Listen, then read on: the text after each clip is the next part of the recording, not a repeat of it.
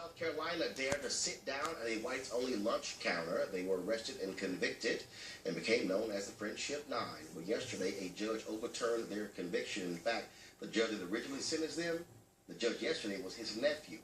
Earlier, I was joined by Kimberly Johnson, author of No Fear for Freedom, the story of the Friendship Nine, and two of them, Clarence Graham and Willie McLeod.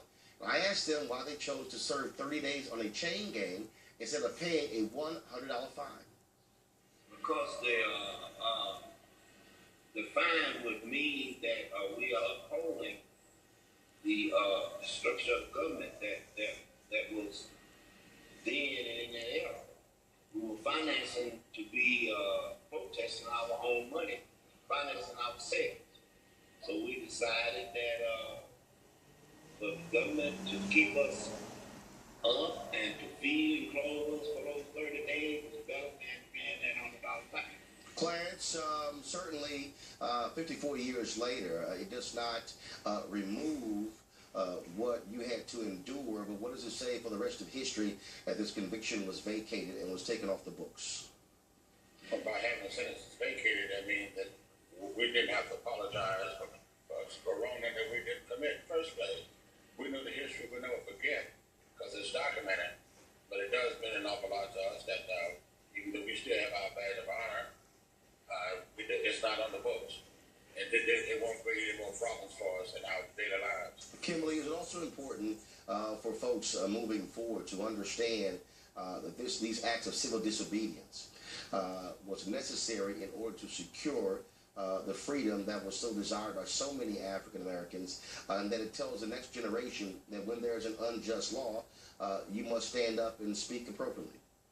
It absolutely does, and I think our young people need to have a voice, and these men were prime examples of what you can do when you have direct action. You can speak up and have a voice, and you can do it non-violently, as Dr. King often spoke about. So these unjust laws cannot be applied to our lives daily, but our kids also need to know that they have to find constructive ways to voice their opinions. My final question here for Clarence as well as Willie, what do you want those folks who are protesting today in the Black Lives Matter movement, what do you want them to take away from what you did and this decision yesterday?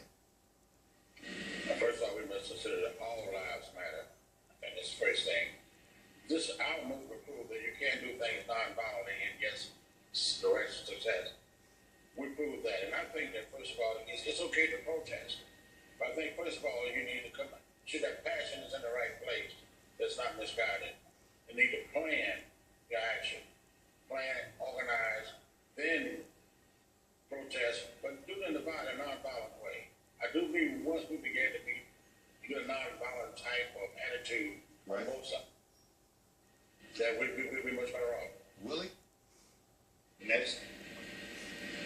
I agree with that, and non-violence is the way, because there's less chance of what you're doing is misunderstood and become a riot or become destructive.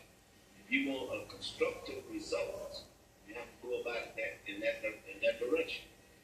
All right, Willie McLeod, Clarence Graham, and Kimberly Johnson. We surely appreciate it. Thanks so much. And of course, shortly you're going to have that celebration there in South Carolina. So thank you so very much for joining us. Thank you. Thank you.